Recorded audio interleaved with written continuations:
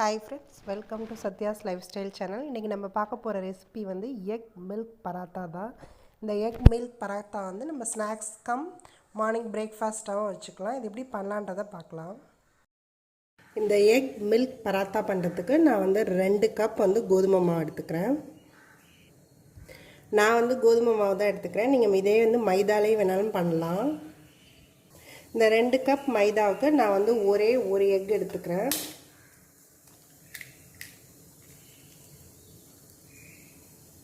ஒரு எக் எடுத்திருக்கேன். நான் வந்து ஒரு 1/2 கப் கிட்ட மில்க் எடுத்திருக்கேன். மில்க் வந்து நம்மளுக்கு எவ்வளோ தேவையோ பார்த்துட்டு தான் நம்ம சேர்க்க போகிறோம். கொஞ்சமாக சால்ட்டு சேர்த்துக்கிறேன். சால்ட் வந்து ஒரு பிஞ்ச் தான் சேர்த்துக்கிறேன்.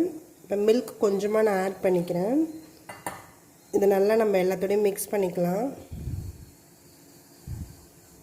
மில்க் வந்து நம்ம பார்த்துட்டு தான் சேர்க்கணும். கொஞ்சம் கொஞ்சமாக பிசைஞ்சிட்டு பத்தலைன்னா அப்பப்போ ஆட் பண்ணிக்கலாம்.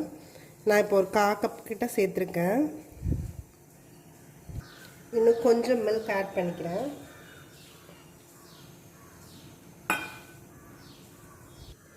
இந்த அளவுக்கு நம்ம பிசைஞ்சாச்சு. இதை வந்து நம்ம நல்லா இன்னும் கொஞ்சம் மிக்ஸ் பண்ணணும். நான் இந்த மாதிரி ஒரு க்ளீன் சர்ஃபேஸில் நான் கொஞ்சமாக மாவு போட்டு இந்த மாவை நல்லா மிக்ஸ் பண்ணணும்.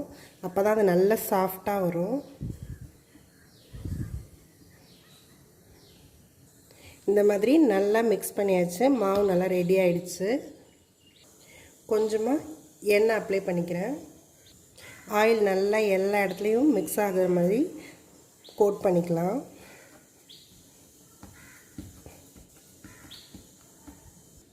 இது நல்லா எல்லா சைடுமே கோட் ஆகிடுச்சு. இது நல்லா 1 ஹவர் நம்ம அப்படியே ரெஸ்ட்டில் விட்டுடலாம்.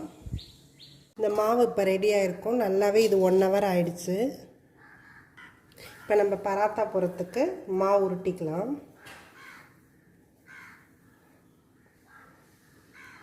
நான் இந்த மாதிரி எடுத்துக்கிறேன்.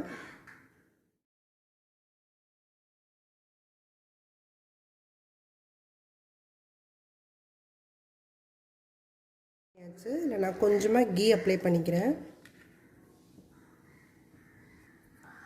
இந்த மாதிரி நான் கீ அப்ளை பண்ணிட்டேன். இதில் வந்து நான் 1 ஸ்பூன் மில்க் பவுடர் எடுத்திருக்கேன். அதை இதில் ஸ்ப்ரெட் பண்ணிக்கிறேன்.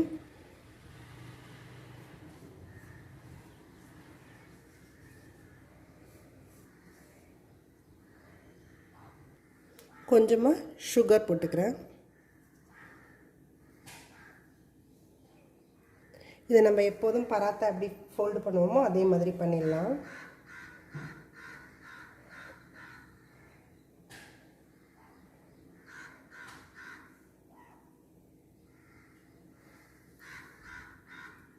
இந்த மாதிரி ஃபோல்ட் பண்ணதை இப்போ நம்ம நல்லா கொஞ்சம் திரட்டிக்கலாம்.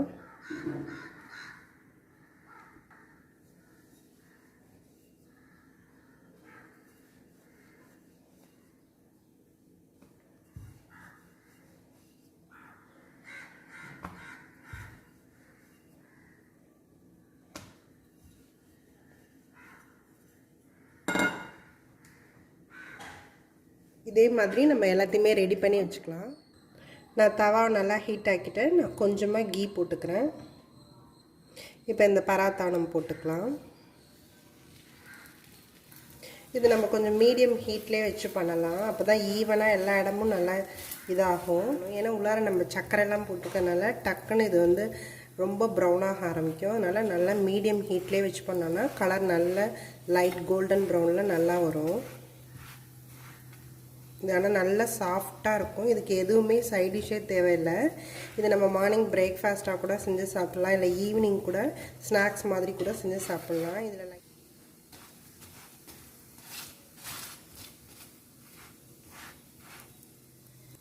இது இப்போ நல்லா ரெடி ஆகிடுச்சு. நம்ம இதை எடுத்துடலாம். இது நல்லா சாஃப்டாக நல்லாயிருக்கும். இந்த இன்னர்லலாம் பார்த்திங்கன்னா அந்த மில்க் பவுடரும் அந்த சுகரும் வந்து நல்லா மெல்ட் ஆகி நல்ல லேயராக இருக்கும். இது நல்லா சாஃப்டாகவும் இருக்கும். மைல்டு ஸ்வீட்டோடு நல்லாயிருக்கும். இதுக்கு எதுவுமே சைட் டிஷ் தேவையில்லை. இது நீங்களும் உங்கள் வீட்டில் ட்ரை பண்ணி பாருங்கள். என்னோடய வீடியோஸ் எல்லாத்தையும் பாருங்கள். மறக்காமல் எங்கள் சேனலை சப்ஸ்கிரைப் பண்ணுங்கள். தேங்க்யூ ஃபார் வாட்சிங்.